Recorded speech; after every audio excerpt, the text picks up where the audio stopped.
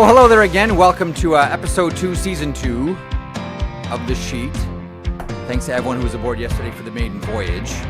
As I mentioned yesterday on the program as well, Greg Wyshynski doubles it up this year from 1 appearance to 2. Why don't we just bring Greg aboard right away? We'll get him involved in all the formalities of the show and all the janitorial work, which is how we used to do it back on the old MVSW days. Hello, Wish. How are you? Microphone, Greg. There you go. Usually there's a bunch of nonsense at the start of the show as you're talking about sponsors and a rundown that we never stick to, and some other what you saw out of the window of your house before you came on the show, like real old man stuff. And then I get time to tweet the link to the show, but this time you just brought me right on. It was a very big surprise. I read a couple of articles about improv in the summer, and one thing stood out for me that I'm going to try to sort of commit to, because it's a really good device to sort of make things work. One of the lessons of improv is start at the middle and then go back to the beginning later on. Starting at the middle so you grip people early with actually something to think about or talk about or sort of be intrigued by, and then go back and then do the start. It's a much better way to do things. This is sort of turning into broadcasting 101. I thought the number one rule of improv was never turn to the audience and say, give me an occupation, because they'll all scream gynecologist at the same time, and it just ruins the bit every single time. Every improv show I've been to, someone says, I need an occupation, and someone will yell gynecologist. But if you're an improv actor, though, if you're an improv comedian, you should be ready for that. That should be bonus prize. It's going to be an easy day. I'm going to put my feet up because I know what's coming. I know people in our industry that have taken improv classes, which I thought was an interesting. I've never taken one. I've never actually been part of an improv troupe or anything like that either. But I thought that was always, because our jobs are essentially roll with the punches. You've got to be prepared for something that gets thrown at you, either from somebody you're talking to or somebody that you're working with, and how you adapt to that and then take whatever you're doing in a certain direction. I mean, it's the essential basis of improv. When I was working, this is a million years ago, when I was working at 640, even before the Leafs Lunch Days with Bill Waters, one of the big, we had a new program director. Program directors, as you all know, in radio come and go quickly. And this one program director that we had decided that everybody on air was going to do improv. And so we all had to sign up and sacrifice 3 or 4 of our weekends one month to go do improv classes Saturday all day long. And I was really good. I was excellent at it, and I really enjoyed it too. I really, really went at it. I didn't just half-ass it. I really went all in on it. I don't know if I've always wondered about I never acted when I was in high school. I was always interested in it, but never acted. I was never in any musicals or something. And I often thought that the reason why I didn't do that is the reason I didn't do improv, which is essentially I'm a ham and would be unable to acknowledge the audience in a way that would break character or throw my scene mates under the bus. But it would be an interesting challenge. I wonder if I could pull it off. I don't think it's a bad thing for anyone to do, and I probably should have given it a better try. But you know me, I really went half-ass at the whole thing. Anyhow, so that's the old man preamble before the program, before we get into things. So now we'll do the sort of janitorial work of reminding everybody that, as always, this program is a presentation of our good friends at FanDuel. Daily Outline is powered by FanDuel. Make every moment more with North America's #1 sportsbook, FanDuel. And coming up on the program, our lead guest is already here, and that is, of course, Greg Wyshynski, who's more of a co-host than a guest, and is going to be on the show twice a week moving forward. So look forward to that with Wish. Mollie Walker will stop by. Why? Because JT Miller and not Vincent Trocheck. Am I naive here? I kind of thought that Vinny Trocheck was going to be the next captain. So much I know. JT Miller named the captain of the New York Rangers today, so some more Rangers news there. We should probably, because I didn't yesterday get much into the passing of Bob Goodenow, former executive director of the NHL Players Association, and a little bit more talk about Ken Dryden as well. And you got a great piece at ESPN.com about, amongst other things, equipment quirks and player polling and playoff formats and how the players feel about certain things and where are their wins in the new CBA. And why don't we start there? Because I want to sort of, I want to park the JT Miller stuff. I want to get a couple of nickel and dime thoughts out of you as well, but I want to park that mainly for Mollie coming up a little bit later on. But the piece at ESPN.com right now about essentially player roundtable, player poll, what jumped out at you? And there's one very specific thing that I want to get to. I want to see if you lead us there. But what jumped for you? Let's start with the CBA stuff. Okay. Which I thought was interesting in the sense that I've had a lot of agents tell me, what did we actually get out of this deal? Oh, I know. And the NHLPA has their take on it, which is that there were some wins. Like, for example, the NHL teams now shoulder the entire bill for the playoff bonus pool. And that playoff bonus pool has also, I think, maybe doubled under this new CBA. So basically, if you're in the playoffs and you go on a lengthy run, you get more bonus money. And that used to be a bill shared by the owners and the players. And now the owners have all of that responsibility. So these are the little wins that the PA will note have been accomplished in the CBA, absent any top line, we got rid of the salary cap kind of thing that they can claim. Yeah. The players, when talking about the CBA, all uniformly seem to indicate they like a couple of things. They like that there is a shorter preseason. They love this, in fact. They don't like the preseason at all. Yes. And now there's 2 extra games. Now, I didn't have anybody really extol the virtues of 2 extra games without additional compensation, without there being some sort of huge give back from the NHL. But they like the fact that there are more games that mean something than games that mean nothing. So that's one thing. And you know, the other thing is the term of the deal. I think one of the big selling points for Marty Walsh and the NHLPA that the players certainly appreciate is the fact that conditions change pretty rapidly in this sport and in the sports landscape when it comes to rights, when it comes to expansion, when it comes to revenues, everything else. And so they're not locked into a, decade-long deal with the NHL. If things change, if they want to get more, or, the NHL tries to take back, but who knows? Like, they're not locked into a long-term deal. So the length of the deal, length of the season are the 2 things that they talk about a lot. Bluntly, low, like, these teeth have been filed down on the union. We're going to talk a little bit in here about Bob Goodenow, but the teeth have been filed down from the NHL Players Association, so they can talk all they want about major concessions. And next time around, I don't buy it. I don't see it. Yeah. Honestly, like, this is everything that I look at for all the quote unquote player wins. To me, it's all under the umbrella of the players were also told hands off expansion money, i.e. maybe as much as $4 billion, and we'll give you a couple of cookies. But this is the no-fly zone. Maintain what we have and get a few little victories here and there, but ultimately the system and the previous CBA for the most part remains in place. The other thing, that these guys have talked about are the LTIR rules. That's the other thing too. I found it really interesting, Marek, that when before the CBA was signed, sealed, and delivered, and they changed the LTIR rules and they instituted a playoff salary cap, I had a hard time finding players that would go on the record to be like, this is effing terrible. Like, these guys are cheating. It's all BS. Guy is resurrected like Christ in the first game of the playoffs after missing several months to injury. You know why? Why? Because their team might be the next one to do it, and they don't want to be on record saying this is so BS.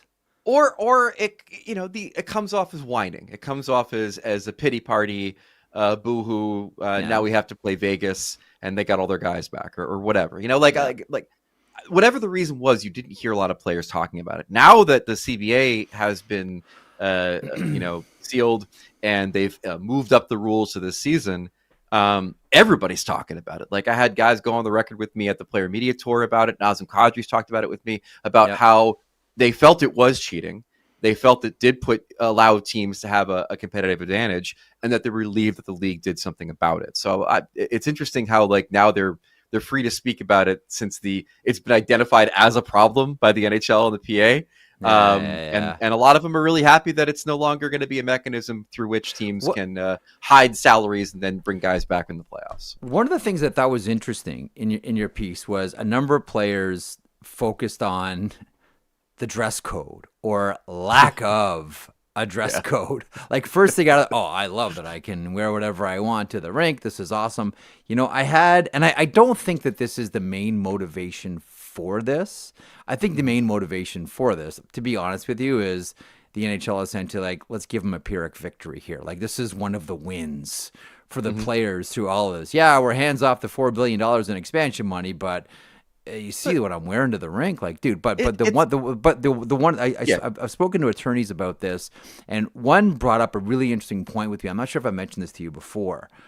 There's a lot of issue, and this goes state to state, so it's not uniform, about uniforms, and that is, what is your employer's liability if they mandate a dress code, i.e., are they responsible or liable for what happens to you if they institute a dress code? Because if so, then the minute you leave your tastefully decorated condominium or your house out in the suburbs, if you're mandated to wear a certain suit or uniform, then the team is liable. If that's off, then you're your own player on your way to the rink. Essentially, what it gets to, at what point, because here's my question, at what point is the NHL partially liable for what happens to you? Is it only when you enter the rink? Is it when you park your car? Is it when you leave your front door? At what point are you a New York Ranger, a Philadelphia Flyer, a Los Angeles King, a Chicago Blackhawk? That's what I find interesting about this debate. When are you an employee? At what point? Are you talking about, like, when you say something happens, are you saying that a team mandates that someone wear a nice suit and then, like, someone goes and sells them a scammy timeshare on the way because they assume that they have money? Are you talking about a mugging? Like, are you talking about actual things because of the thing they're mandated to wear? Or just when do you punch the clock? Right, and there are, as one attorney told me, there have been, they've had this situation mainly with police officers, firefighters, etc., and what they wear when they leave home, which is very specific because you're not actually on duty at that point if you're a police officer. Although if you're wearing the uniform, you can make the argument that you are, and then the police force is liable. Again, I don't think this is the main motivation, but what it gets to with me, and I don't know why I've taken this so far, but I find it fascinating. It gets to the idea of, at what point are you an employee? And I wonder if this was part of the motivation, like, we don't even want to have this argument. I'm sure there maybe there was a lawyer at the NHL that said, you know what, don't make them wear suits. It may actually work out to our benefit here. I just wonder if that was part of the motivation for giving the players this Pyrrhic victory. Well, based on the Disney Corporation's reaction to some of my tweets, I would say that you're always an employee. Even when you're sleeping, you're an employee. Considering our climate right now, yes.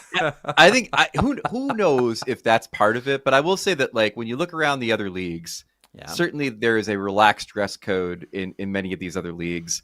I think that when the NHL is putting a premium on trying to create ways to connect their players with younger generations, having them dress like they're going to a shareholders meeting, is not necessarily the way to go.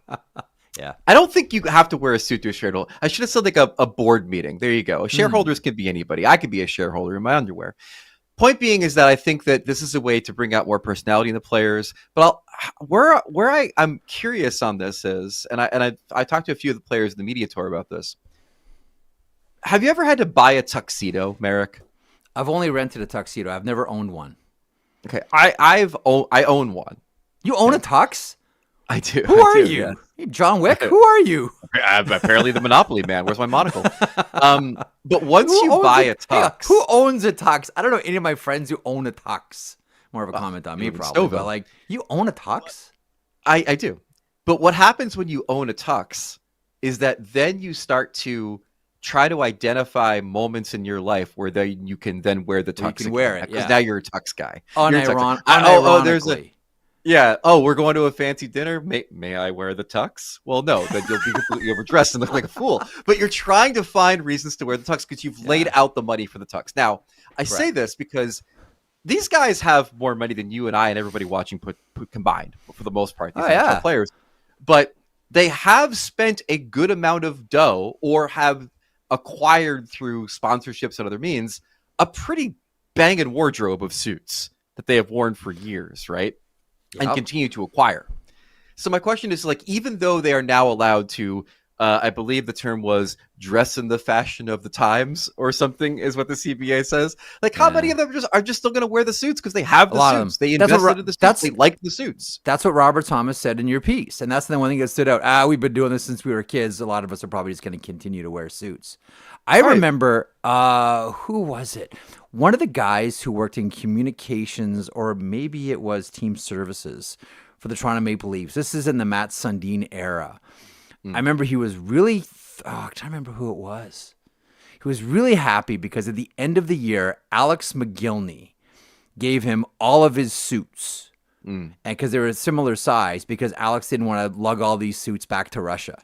So instead of tipping him, he gave him like $60,000, $70,000 worth of suits. So whenever I hear about players tipping or suits, I always I'm trying to remember who that was. I just remember McGillney is like, I'm not going to tip you because the guys team services always get tipped by players. You just gave him like $70,000 worth of suits. I would have taken that. I realize you did this because you don't know any better because it's so new. But sir, that's Hockey Hall of Famer Alex McGillney, who you're talking about right there. Hell, yeah, it is. Hockey Hall of Famer who surrendered suits instead of a tip and refused to fly back to North America from Russia to collect the Lady Byng Trophy. No thanks, I'm not coming back. I mean, that's Hall of Fame credential if I've ever heard it. So those are the things that they talked about in the CBA. Now, the other thing we asked, and it got a little bit of buzz because of what Cuylle McCarr said, is we asked about the playoff format.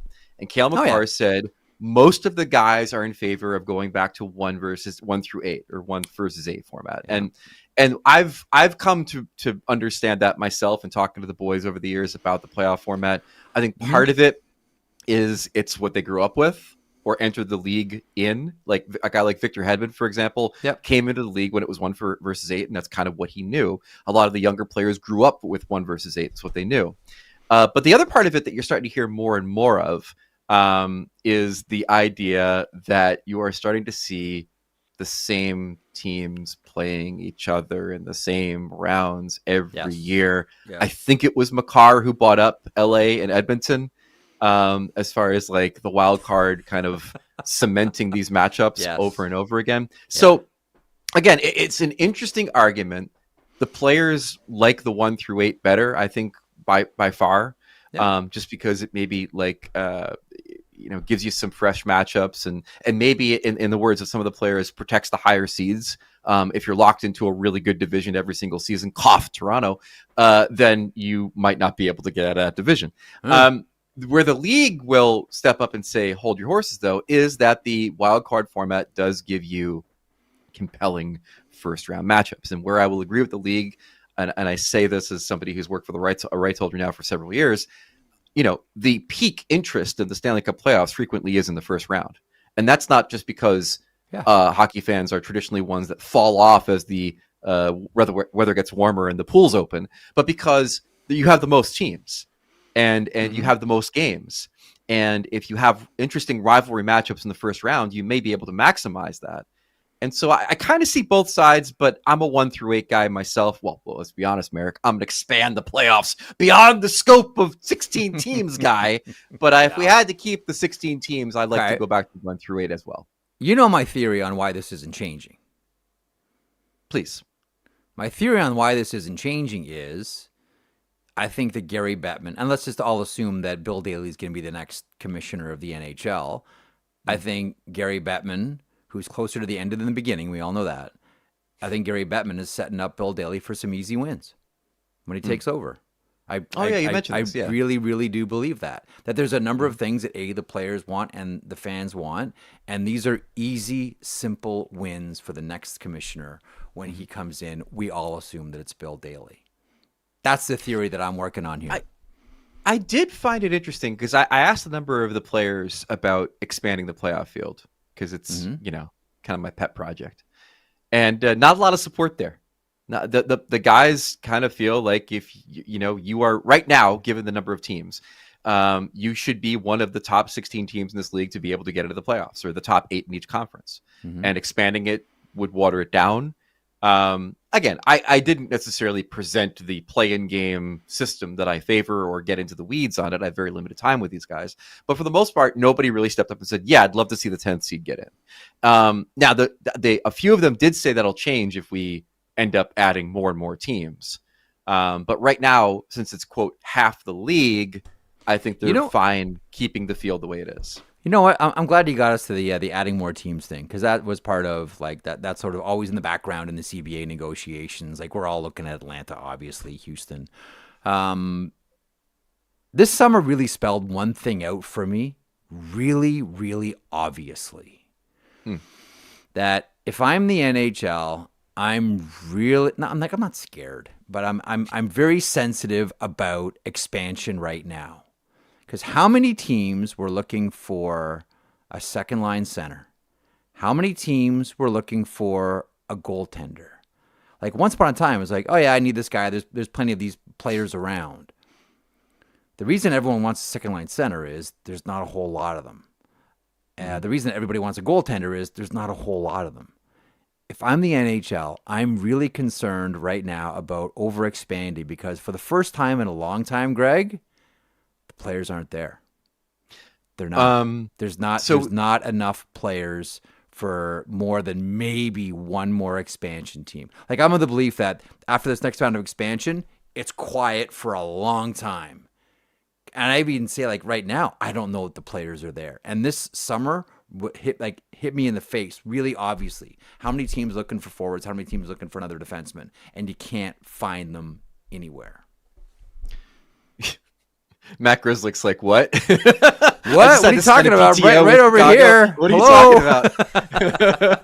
about? There's two answers to that theory. Yeah. The first is that the league believes that there are enough players. Bill Daly told us. Where?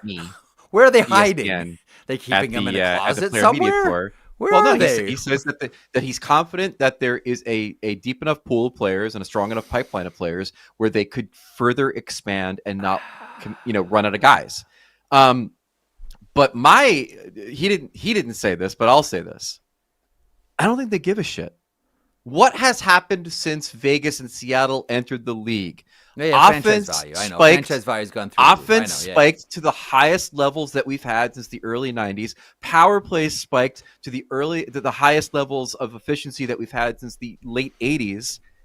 And the games are thrilling, not only because of the high scores, but because teams are no longer out of games if they are trailing heading into the third period. So to further water down the talent pool by adding 4 more teams over, say, the next decade would be then to make there be more goals. And as an American, let me tell you something. We like goals. We like the little spinny light. We don't like 1-0 games as a rule, because we're dumb. We're a bunch of dumb dummies. And since if there's more scoring, then it'll be like basketball, and more of us will watch hockey. I suppose so. I don't know. I'm just really. I know I get in a lot of trouble in this country when I remind people that players like Bob Orr were the best when the league was at its weakest. And so can you really call them the best? Like that late 60s, early 70s era of the NHL where the league doubled in 67 and then teams came in 70 and 72 and 74. And there was a whole separate league called the WHA that was added into the mix altogether. And we went, wow, look at all those goals Phil Esposito scoring. He must be the best of all time. No, that's not true. Bobby Orr, look at all those records. No, that's not necessarily true. Due respect to Wayne Gretzky, but, if the league isn't just a little shit, he's not scoring like 190 points. Like, this is kind of how it is. I'm just saying. So you're saying is Ovechkin should hang around a little bit longer for some cheapy expansion goals, go beat up on another Atlanta organization? Absolutely. And again, like that's what we've always that's why we always talked about with that record. Is like he did it against really good competition. Southeast Division. A deep table. So that's that. The league's line is that there are enough players to sustain other teams. And my line is that I don't think they care, because if you water down the talent, then you get more offense and you get more unpredictability, and you might get more people betting on a sport that has more wager events. Yeah, like goals. Yeah, your audio is kind of cracking. What'd you say? We missed that one. Your audio cracked. Well, I probably have more things. Hang on, you there? I'm here. Okay, there we go. That's why we got you back. We had a bunch of audio problems yesterday. Yeah, I know. I noticed that with Zach yesterday. You had Zach on it. You had Zach on at the end of the show, and then all of a sudden he became a scrambled single from a porno channel from my youth. I don't know what the hell is happening. Yeah. Oh, look at that up in the corner. Is that what I think it is? One of the things that I was interested in. One more thing, and then I want to move on and talk about a couple other things. But I found Travis Sanheim's description of his. You know what I'm getting at. I'm trying desperately here to find it. Here, I remember it. I could tell you. So Travis Sanheim has a equipment quirk. We asked a bunch of players. That's it. New stick every game. New stick every game. New stick every game. And I stopped him and I said, "What if you score a goal?" Like, I think that most players like to keep the stick if they score a goal. Right? If it has a bunch of goals in it. And he said, "New stick." He said, I got it here. I get a new stick before every game. That's just something that I've done. I don't trust it. I go cross-check a guy, and it'll snap in half. I don't want to be standing in the D zone with a broken stick. Travis Sanheim. I like that his go-to is, well, I need a new stick because I'm cross-checking dudes out there. And I don't want this to crack in half.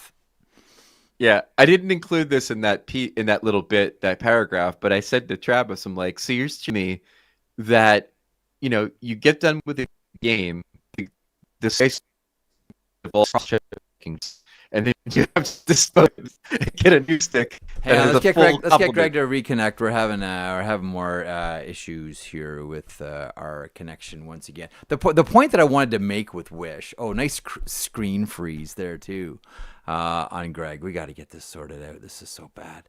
One of the points that I've always wanted to make about sticks, I think you may have heard me say this before. I remember,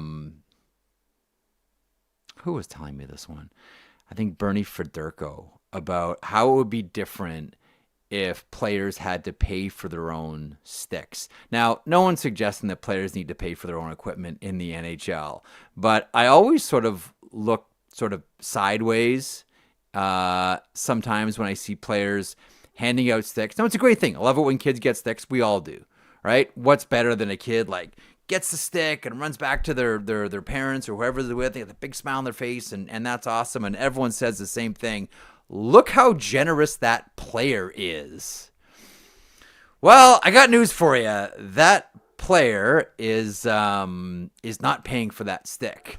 That's more, look how generous that organization is, and look how generous that player is being on behalf of the organization. And I've always wondered if players had to. Here's another one. This might be a good sort of follow-up to anything and these questions about players using various sticks. If the players actually had to pay for their sticks, which sticks would they use? And how many would they use? And would Travis Sanheim use a new stick every single game? Now, the answer just might be yes. And you just sort of sink it as a cost of doing business.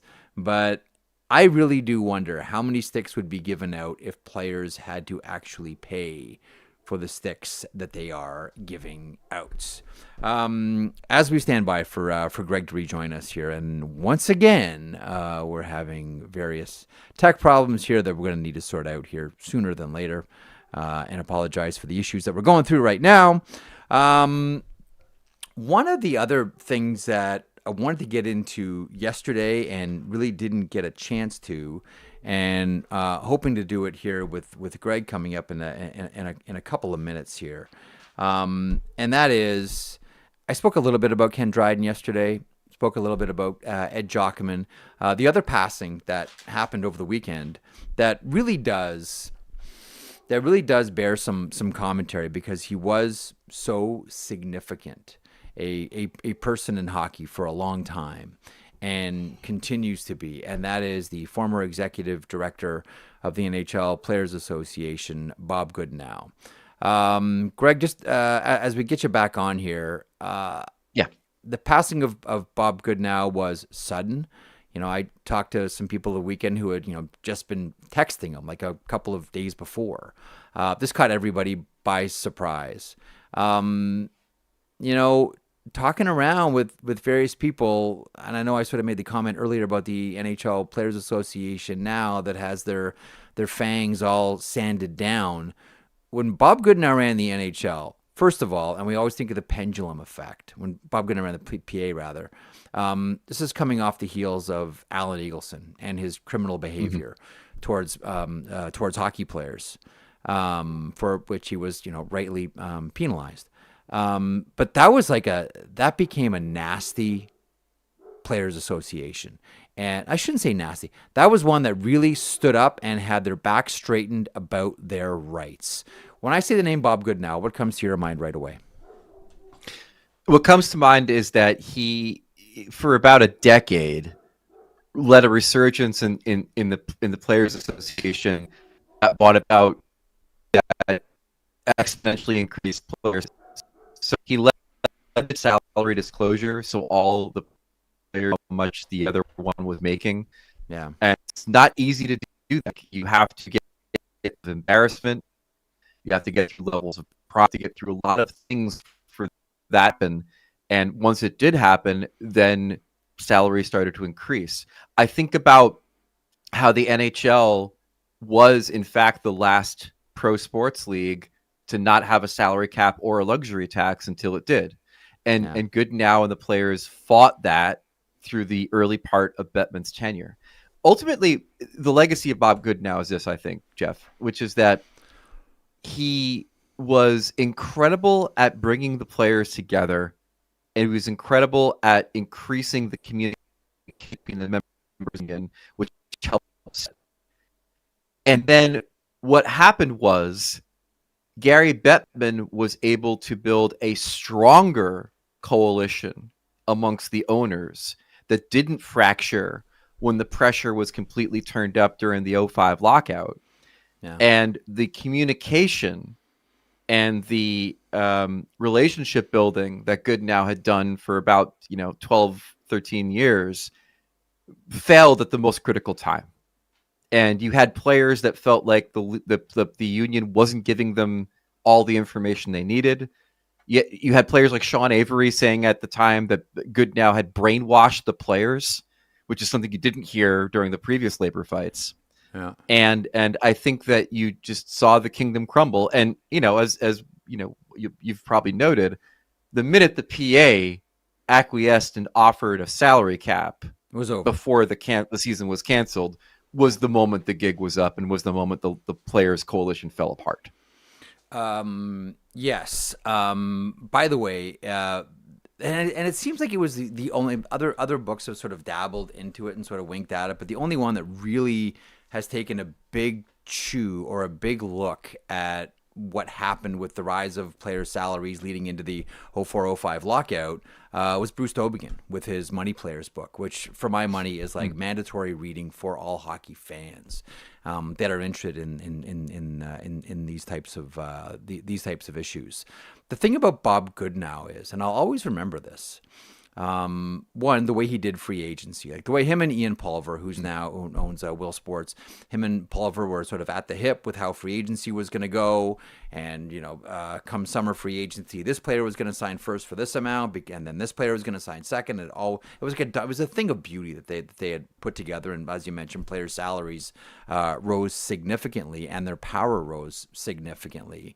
But the other one, I can remember Bob Goodenow going, player to player, team to team, and saying before the 04 lockout, if you guys don't want a salary cap, and our players were overwhelmingly saying, we don't want a salary cap.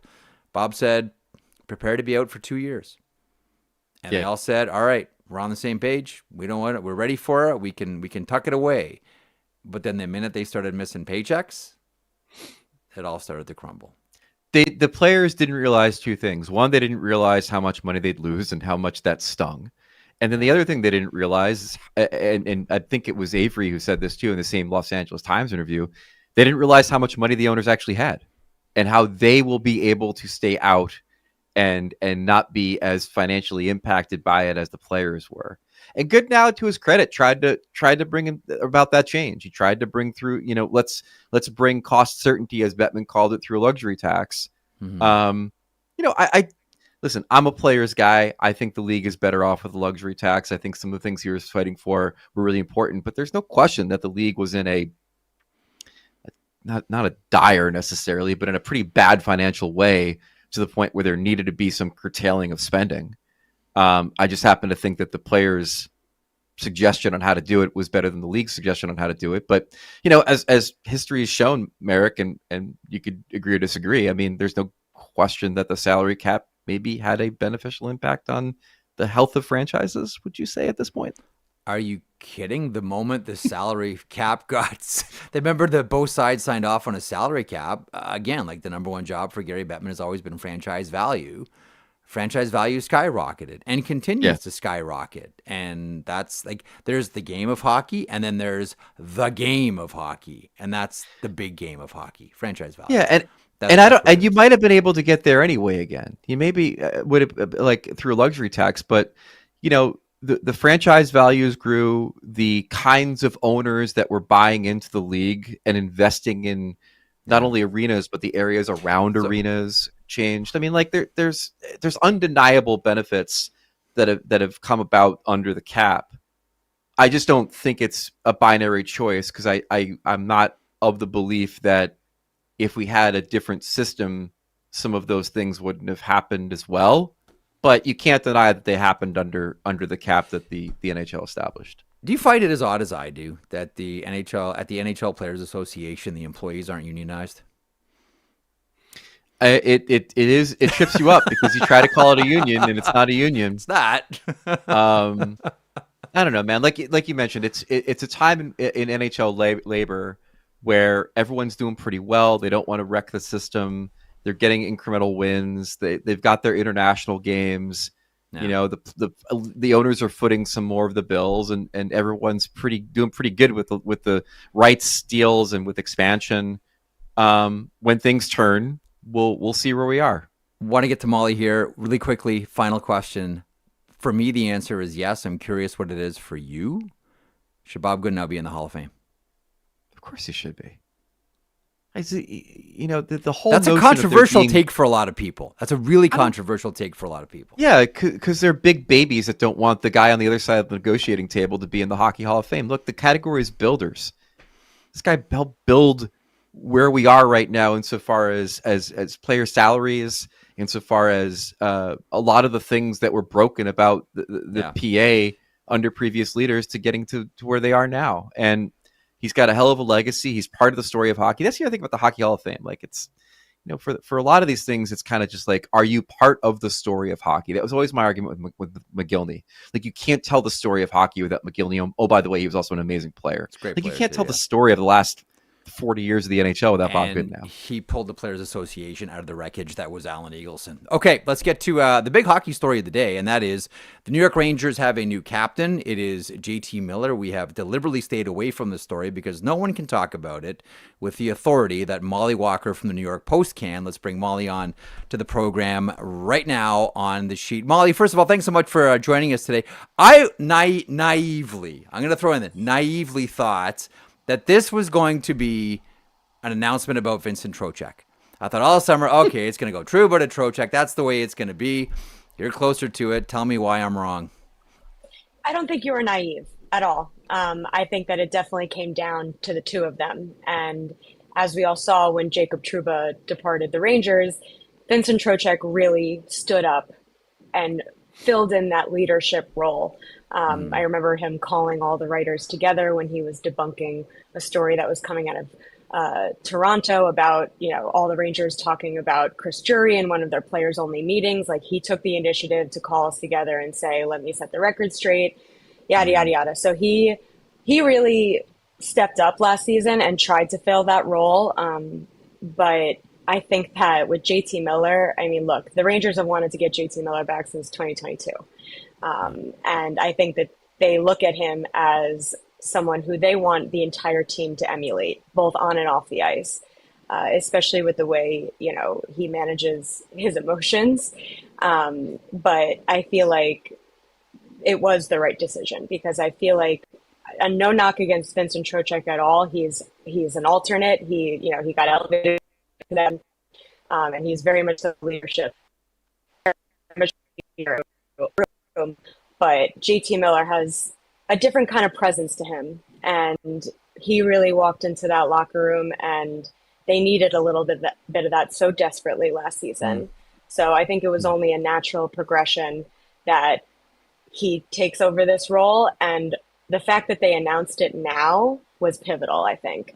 I think that one of Chris Drury's biggest mistakes last season was letting Jacob Trouba walk into the Rangers locker room.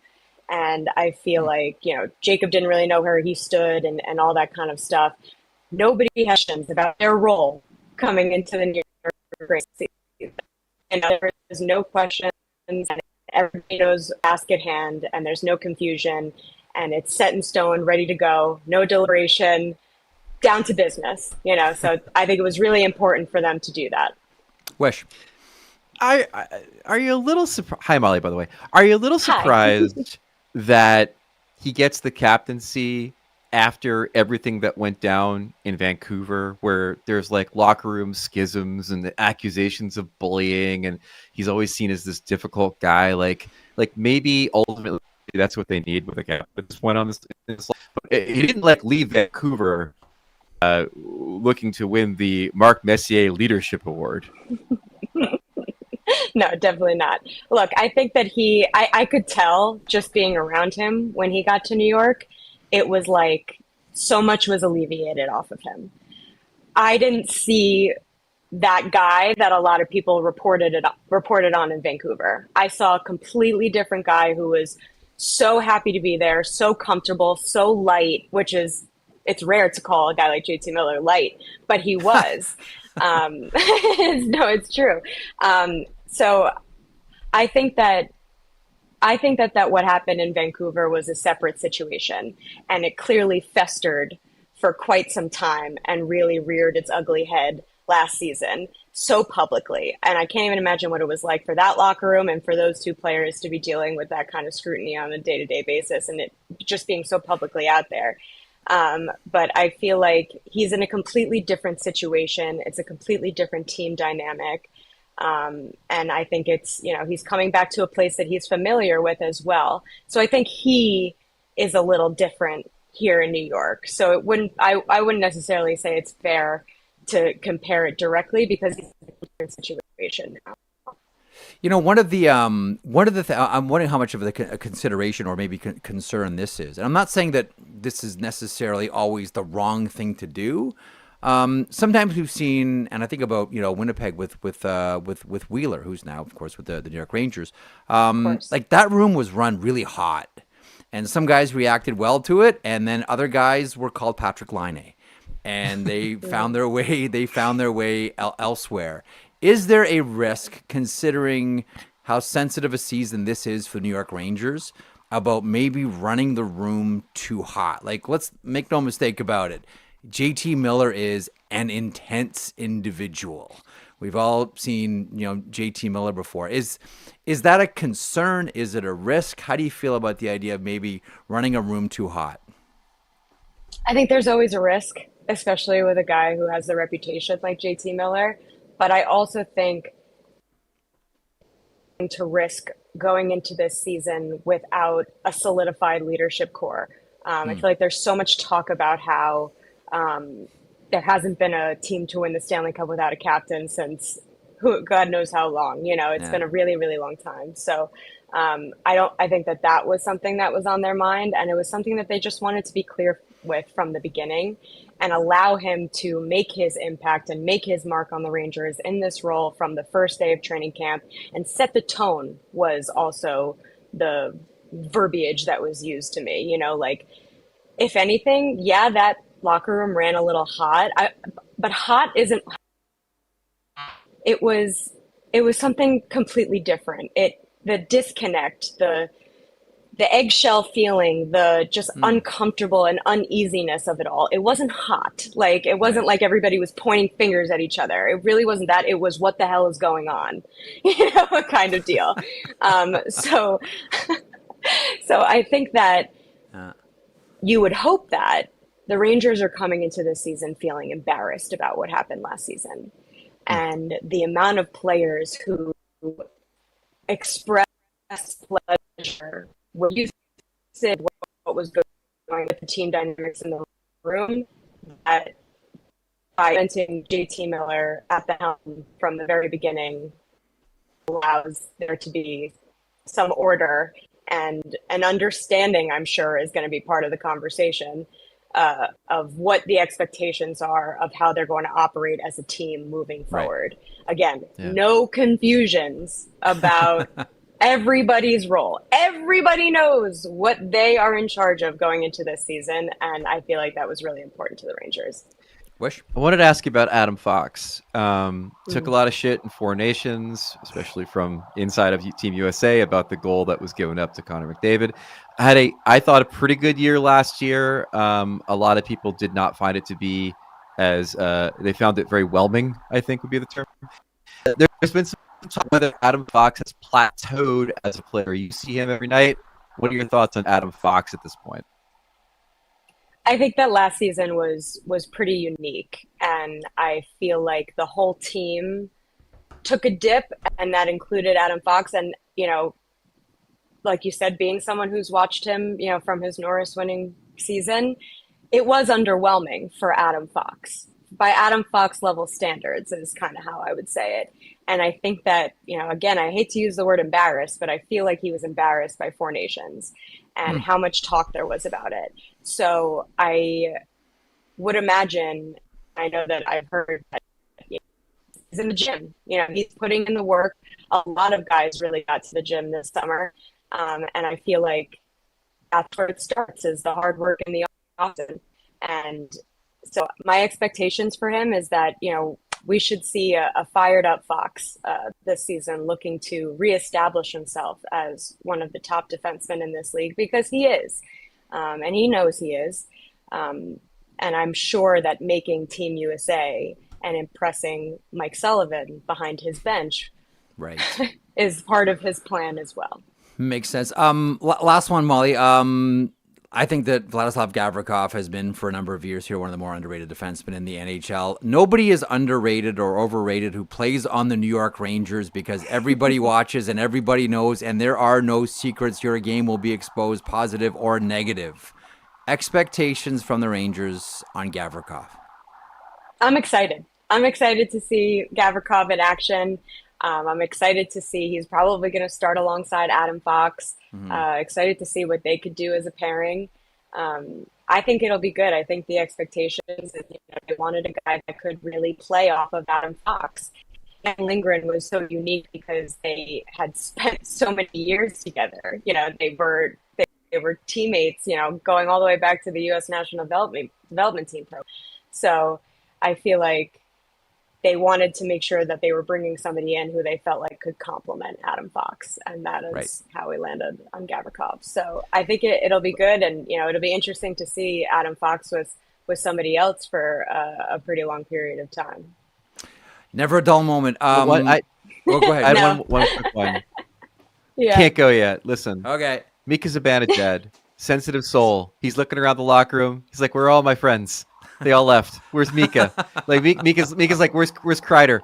They moved him to the wing last year, and that seemed to really help him out in the second half of the season. I've seen projections saying he'll probably start there, maybe alongside JT Miller. Do you think that Zibanejad is still long for this team, or do you think they've, you know, with all of the drama of last year and all the, you know, the sort of Damocles hanging over Chris Kreider's head and all this other stuff, like, do you think that he'll be able to kind of do what he did in the second half of the season throughout the entirety of this season? I think he would ideally want to. I feel like everybody in that room knows what went wrong, knows how things really spiraled out of control. And it was about kind of harping on outside noise and what was going on outside of the locker room and things that they control over. Um, so, Mika Zibanejad got a visit from Mike Sullivan in the offseason. So I think that the Rangers are really making an effort with him to kind of smooth over that relationship. And I think Mika is so settled in New York and, his family, and they love it here. So I think that he would want it to work as well, obviously. So I think that it'll be interesting to see how this season goes. And he talked a lot at the end of last season about needing to establish better communication with management and how they handle things. So he was very open about that. So I'm sure part of it for him will be to see how they handle things moving forward, to see how the relationship progresses from here. But Sullivan going to see Mika Zibanejad in Sweden, I feel like was a really big outreach. And I felt like it was obviously intentional and, something that they set out to do. So I think for him, he's such an important guy on the team as well. With the center, longer team when he's in, but did so well next to JT Miller. He was playing the wing in Sweden too, so that does seem like that's where he's going to start. But who knows? Maybe they pick someone up at the deadline. He becomes another center, and suddenly they're stacked down the middle again. So we'll see. We'll see. We just did a whole Ranger interview and didn't mention Will Cuylle once. Shame on me. Mollie, we'll do that next time. Thanks so much for stopping by and sharing your expertise. JT Miller, now the captain of the New York Rangers. Thanks, Mollie. We'll check in regular. Thanks so much, guys. There she is, Mollie Walker from the New York Post. Commenting on JT Miller. I do like Will Cuylle a lot, by the way. Well, let's talk Will Cuylle for a second. So you can always tell when a team knows what's on the way for a player. He did a modeling shoot last year for a company. He was their representative at the NHL Player Media Tour in Las Vegas last week. He's going to be great, man. He's projected to be the top line winger along with Miller and Zibanejad. It's pretty obvious he's going to be the net front replacement for Chris Kreider on their power play. If you're someone dabbling in fantasy hockey and you want someone that's got some upside, who will also get you all them little dirty stats that are so good for your team, like blocks and hits, Will Cuylle is probably the way to go. He's a guy. All right, a couple of things here to get everybody caught up with here. First of all, this program is a presentation of and brought to you by Simply Spiked. The show brought to you by Simply Spiked. Gathering with friends is about creating memories, and you want those memories to last forever. Enjoy every juice drop all season long with Simply Spiked. Available in 3 delicious flavors. The OG Summer Classic Simply Spiked Lemonade is always a favorite. Try a sweet and juicy sip with Simply Spiked Peach, or check out the newest flavor in the Simply Spiked lineup, Simply Spiked Limeade. Perfectly sweet and tart.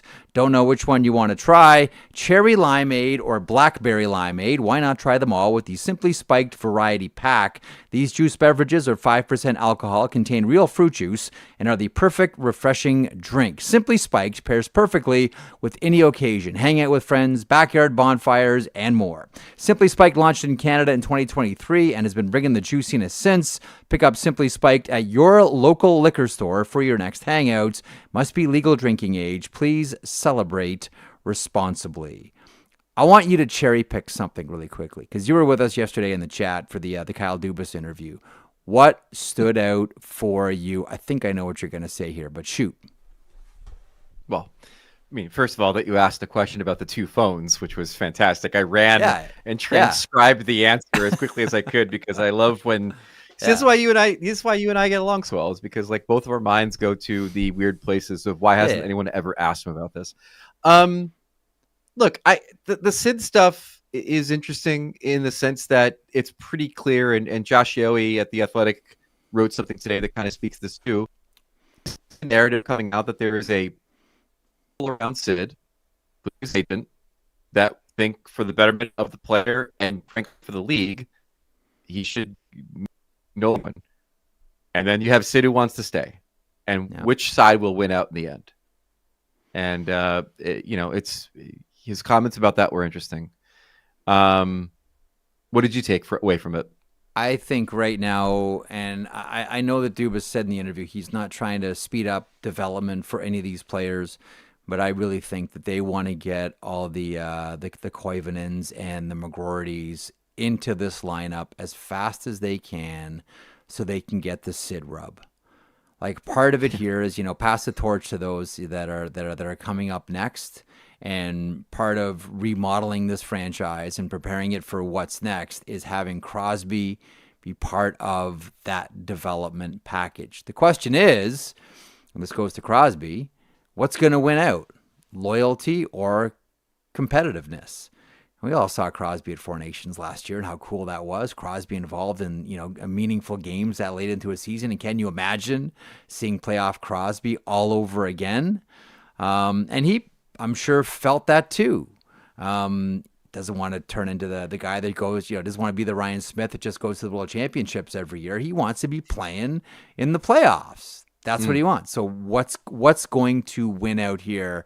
And I think that none of it will be dictated by Kyle Dubas or the Pittsburgh Penguins. It'll all be dictated by Sidney Crosby. That's not going to be a conversation I think that the organization goes and has with him. That is one that he needs to initiate with the organization. That's what I think. Do you think the Olympics satisfy that hunger? What's that? Do you think the Olympics will satisfy that hunger? Nope. Nope.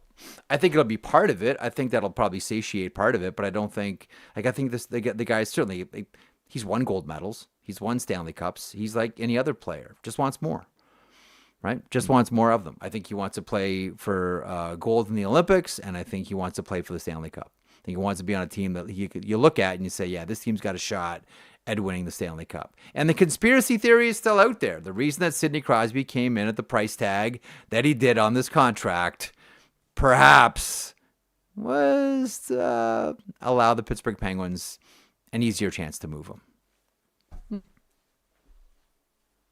I don't disagree. And I also thought, I've seen some people talk about how the success of the Capitals has played on the mind of Sid. Like, he's jealous and sad that the Penguins can't be the Caps and the way that they've had a resurgence in Ovechkin's later years. I don't think Sid's stupid. I actually think he's one of the smartest people that I talk to in the league.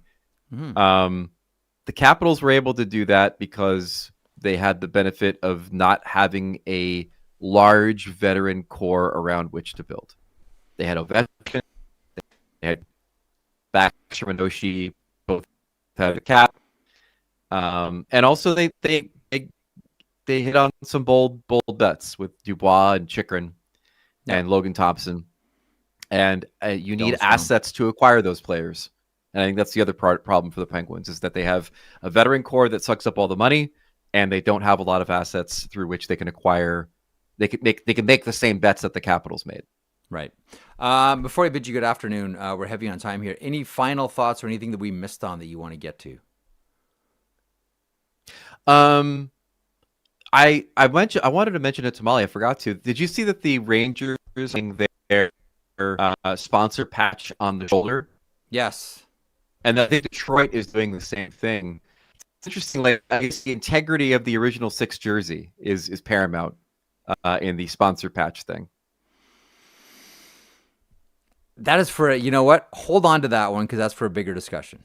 And probably, cause that's for an even larger one. But park that conversation for the next time, and maybe it's tomorrow. We'll see how the Wi-Fi does, and we'll see how it goes here. Greg, have yourself a great rest of your day. Thank you as always for stopping by, and we will chat soon. There he is, Greg Wyshynski. Thanks, everybody. From ESPN. Really great piece. By the way, at ESPN right now, playoffs roundtable. NHL player roundtable, where things they discuss include meals, dress code, and playoff formats. A couple of things here before I wrap up. The Sheet is powered by FanDuel. You know that. Home of the same game parlay. Make every moment more on FanDuel. FanDuel, proud to connect fans to the major sports moments that matter to them. I'm crossing my fingers here. Zach's going to pop on with something good and juicy. What do you got today, Zach? Well, we did a lot of Metro Division coverage here today. So I've got the Metro Division.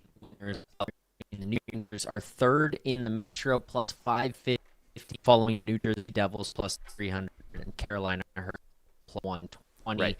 Just wanted to get your thoughts on where we're at here. Okay, so we'll finish up the program with this one. First of all, again, I really want Carolina to be, or Columbus to be this team. Not that I think the Columbus Blue Jackets are going to win the Metropolitan Division by any stretch of the imagination, but I really would like them to make the playoffs. Thank you very much.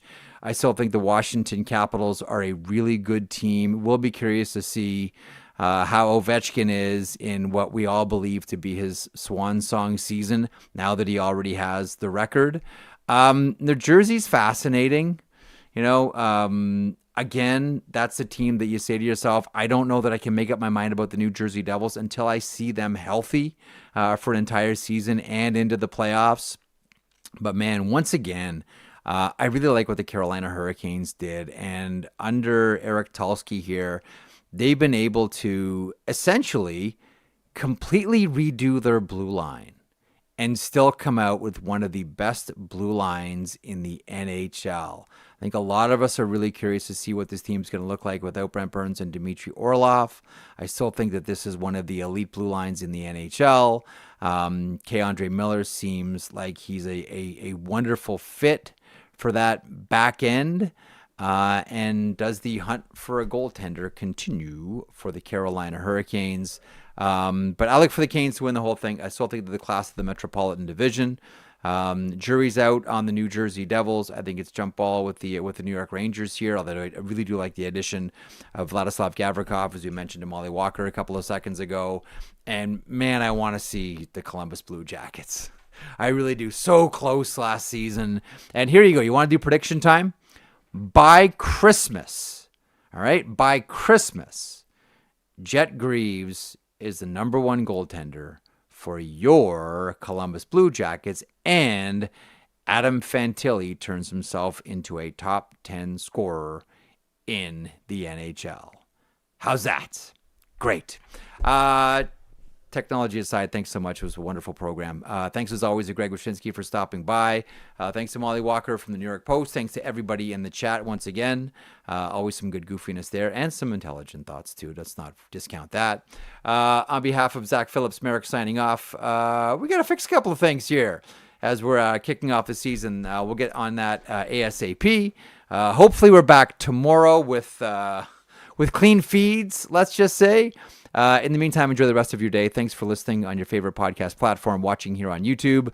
Do the likes, do the favorites, do the subscribes, do all those wonderful things. It helps us so much for providing this to you for free. I ain't charging nothing.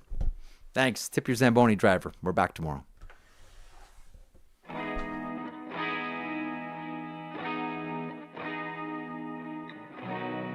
If you enjoyed that video, and we certainly hope that you do, please hit the subscribe button right there here at Daily Faceoff.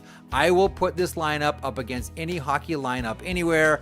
It all gets underway at 9 o'clock Eastern with Morning Cup of Hockey. That is Johnny Lazarus. That is Colby Cohen. Then at noon, it's DFO Live. And then 3 o'clock Eastern, The Sheet. Get caught up on everything in hockey.